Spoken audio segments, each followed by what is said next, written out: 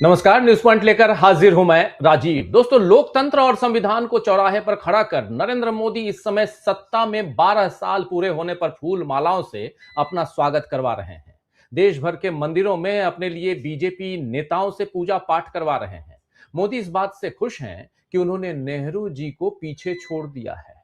निर्वाचित प्रधानमंत्री के तौर पर सत्ता में उनसे ज्यादा दिन तक टिक गए नरेंद्र मोदी। हालांकि बीजेपी यहां 1947 से 1952 तक के नेहरू के प्रधानमंत्री होने के बरसों को नहीं गिन रही है। यानी 1947 में जब भारत आजाद हुआ, देश आजाद हुआ, उसके बाद 1952 तक भी, यानी 5 साल प्रधानमंत्री और थे नेहरू। लेकिन इसको बीजेपी नहीं गिन रही है, क्योंकि अगर ऐसा करेगी तो मोदी जी के लिए कंपटीशन बढ़ जाएगा। नेहरू जी 1947 से 1962 तक कुल 16 बरस 286 दिन, यानी 6130 दिन प्रधानमंत्री रहे। खैर, सत्ता पर कौन कितने दिन रहता है या रहा है, यह किसी भी लोकतंत्र में सफलता का पैमाना नहीं हो सकता है।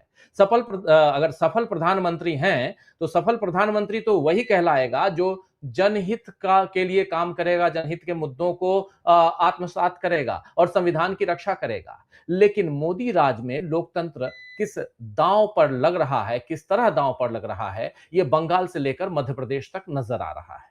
एक तरफ टीएमसी में टूट का सिलसिला थम नहीं रहा है, तो दूसरी तरफ विपक्ष के प्रत्याशी संसद न पहुंच पाए, इसकी सारी तिकड़म बीजेपी लगा रही है और चुनाव आयोग उसमें साथ देता नजर आ रहा है। मीनाक्षी नटराजन को आप जानते होंगे, कांग्रेस पार्टी की तरफ से वो कैंडिडेट बनाई गई मध्य प्रदेश से। तो मीनाक्षी नटराजन का मामला अभी तक आप तक पहुंच गया होगा। कल राज्यसभा चुनाव के लिए उनका नामांकन रिटर्निंग ऑफिसर ने रद्द कर दिया। उनका कहना था कि मीनाक्षी नटराजन ने अपने ऊपर चल रहे एक आपराधिक मामले का खुलासा नहीं किया। लेकिन इस झूठ की पोल वरिष्ठ वकील और सांसद अभिषेक सिंघवी ने खोल दी है। यह मामला कानूनन कैसे टिक नहीं सकता, यह भी अभिषेक सिंघवी ने बता दिया है। ये जरा यहीं से शुरुआत करते हैं। पहले अभिषेक मनु सिंघवी को सुनिए, क्या कह रहे हैं मीनाक्षी नटराजन के मामले में। उसके बाद चर्चा और करेंगे, मीनाक्षी नटराजन को भी सुनेंगे, लेकिन बात यह भी करेंगे कि क्या टीएमसी और कांग्रेस का विलय हो जाएगा, और अगर टीएमसी और कांग्रेस का विलय होता है तो फिर आगे कहानी कहां जाती है। जरा सुनते हैं पहले मीनाक्षी नटराजन को। हमने विस्तृत रूप से डेलीगेशन ने उनके समक्ष ये मुद्दे रखे। नंबर 1 कि रिटर्निंग ऑफिसर का निर्णय बिल्कुल विकृत है, कानूनी रूप से गलत है, किसी हद में किसी तरह से उसको समर्थन नहीं किया जा सकता। मजे की बात यह है कि कोई भी क्रिमिनल केस ऐसा नहीं है जो कानून में एग्जिस्ट करता है, स्थित है, जिसका वो खुलासा कर सकती थी। कोई नहीं है। एक नोटिस आया है कोर्ट से कि आप आइए और बताइए कि हम कॉग्निजेंस इस केस का लें कि नहीं लें। ये पहली कक्षा का कानूनी विद्यार्थी जानता है कि कॉग्निजेंस यानी संज्ञान लेना एक प्राथमिक स्टेज होती है मैजिस्ट्रेट द्वारा, और वो इसलिए ली जाती है कि मैं ये निर्णय करूं कि ये केस आगे चलना चाहिए कि नहीं। बिना कॉग्निजेंस के कोई भी क्रिमिनल केस जन्मता ही नहीं है, क्रिएट ही नहीं होता है। अब मजे की बात यह है कि जो इलेक्शन कानून है, जो चुनाव आयोग का कानून है, जिसमें ये खुलासा की उत्तरदायित्व है, उसमें लिखा है स्पष्ट कि आपको सिर्फ वो वाला खुलासा करना है जिसमें अपराध अगर प्रूव हो तो दंड 2 वर्ष से ज्यादा हो और जिसमें चार्जेस फ्रेम हो चुके हो।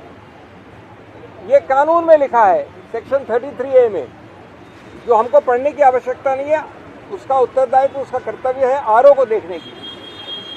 अब इसमें कॉग्निजेंस की प्रथम श्रेणी में नहीं आता ये, यानी मैजिस्ट्रेट ने अभी तक कॉग्निजेंस नहीं लिया। अगर और जब वो उनको सुनने के बाद, मिस मीनाक्षी नटराजन को सुनने के बाद कॉग्निजेंस लेंगे, संज्ञान लेंगे, उसके बाद तहकीकात होगी। तहकीकात के बाद चार्जशीट होगी अगर हुई, और चार्जशीट के बाद चार्जेस फ्रेम होंगे। यानी 3 आगे के अभी तक हिस्से बचे हैं। प्राथमिक हिस्सा संज्ञान का नहीं हुआ और आरओ ने मान लिया कि ये एक क्रिमिनल केस पेंडिंग है। ये जैसा मैंने कहा 2+2 को 7 लिखने वाली गलती है। इसके अलावा हमने कई मुद्दे और रखे और कहा कि इस प्रकार की एक बेहूदी गलती के कारण कोई भी राज्यसभा का नामांकित व्यक्ति शुरुआत में ही निरस्त नहीं किया जा सकता। ये गणतंत्र के विरुद्ध है, उनके सिद्धांतों के विरुद्ध है, नॉन लेवल प्लेइंग फील्ड बनाता है और उस तरीके से देखा जाए तो मूल ढांचे को संविधान के उसको विकृत करता है। तो सुन रहे थे आप यहां पर अभिषेक सिंघवी को, जो कह रहे हैं कि संविधान के जो लोकतंत्र है, लोकतांत्रिक तरीके से अगर जो चुनाव होना चाहिए, चाहे वो विधानसभा का चुनाव हो, लोकसभा का चुनाव हो या राज्यसभा के चुनाव हो, उन चुनावों के साथ कैसे धांधली की जा रही है, ये यहां उसका रूप दिखाई दे रहा है, ये कह रहे हैं यहां पर अभिषेक सिंघवी। लेकिन यह मामला मीनाक्षी नटराजन का है। मीनाक्षी नटराजन ने कहा है कि मुझे अब भी कानून के शासन पर भरोसा है। तो कानून के शासन पर भरोसा दिलाते हुए, दिखाते हुए क्या कुछ कहा मीनाक्षी नटराजन ने, जरा उनकी जुबानी सुन लीजिए। आज हमारे वकील इस पर अपनी बात रखेंगे और हम आज भी हमारा संवैधानिक संस्थाओं पर कहीं ना कहीं फिर भी विश्वास बरकरार है कि हम सोचते हैं कि किसी के पास तो कोई कॉन्शियंस होगा जो ये सोचेगा कि हम कॉन्स्टिट्यूशनैलिटी के आधार पर कुछ डिसाइड करें। तो इसके लिए आज हम यहाँ पर आए हैं। उसमें हमारी बात रख देने के बाद जो भी बात वहां होगी हम आपसे फिर से मुखातिब होंगे।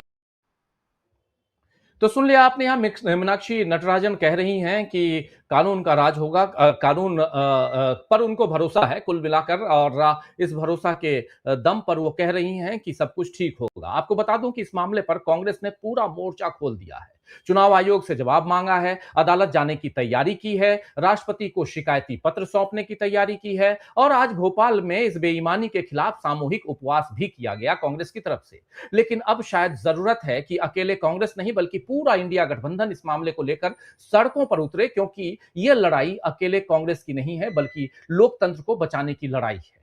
आज जो कुछ मीनाक्षी नटराजन के साथ हुआ, कल किसी और के साथ हो सकता है, किसी भी विपक्षी दल के प्रत्याशी के साथ हो सकता है।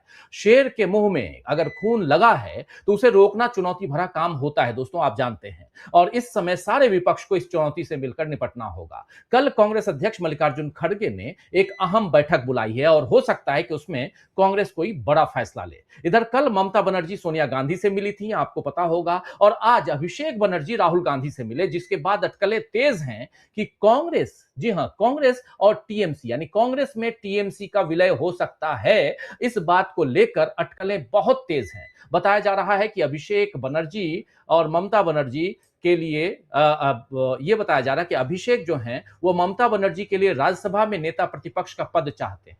वहीं सोनिया गांधी ने ममता को कांग्रेस का राष्ट्रीय उपाध्यक्ष बनने का प्रस्ताव दिया है। बहरहाल किसकी कौन सी शर्त पूरी होती है ये तो वक्त बताएगा, लेकिन अब जिस तरह टीएमसी ने फिर से कांग्रेस में ही सहारा ढूंढा है, अगर ये सारी बातें सही हैं तो ये बाकी क्षेत्रीय दलों के लिए एक संदेश ही है कि इस समय अपनी अकड़ दिखाने या आपस में ही एक दूसरे के सामने शक्ति प्रदर्शन करने से के सिवाय नुकसान के कुछ नहीं होगा। यहां पर नुकसान ही होगा अगर आपस में आप खींचतान करेंगे, जो अभी तक करते आए। बीजेपी ने जिस तेजी से सत्ता के साथ संवैधानिक संस्थाओं पर पकड़ बनाई है, लोकतांत्रिक मूल्यों को किनारे किया है और अपने साथी दलों के अलावा विपक्षी दलों को भी तोड़ा है, उसका एक ही जवाब है, हो सकता है कि सारे दल एक साथ मिलकर बीजेपी के इस रवैये के खिलाफ खड़े हो जाएं। जरूरी नहीं कि इंडिया गठबंधन अब सीधे अगस्त में ही मिले, 2 महीने बाद मिलने का है।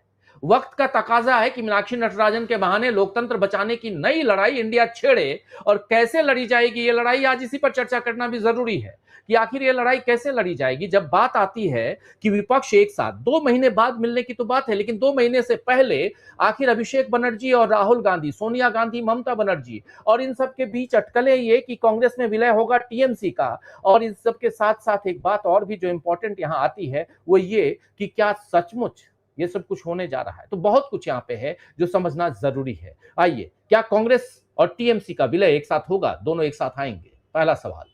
चुनावी धांधली पर विपक्ष का प्रहार, और सबसे बड़ा प्रहार ये कि सीधे सीधे जो आप चुनावी धांधली कर रहे हैं, वोटों की चोरी कर रहे हैं, लोकतंत्र में ये चोरी कहां तक जायज है? क्या आप सत्ता पर काबिज हैं तो सब कुछ अपने फेवर में कर लेंगे, चुनाव भी अपने हिसाब से करवाएंगे, और उसके बाद क्या होगा? क्या हमेशा आप ही सत्ता पर काबिज रहेंगे? फिर तो लोकतंत्र नहीं होगा, फिर डिक्टेटरशिप होगी। क्या यह देश डिक्टेटरशिप की तरफ चला गया है, जा रहा है, मैं नहीं कह रहा हूं, चला गया है? क्या अब डिक्टेटर का राज है इस देश पे?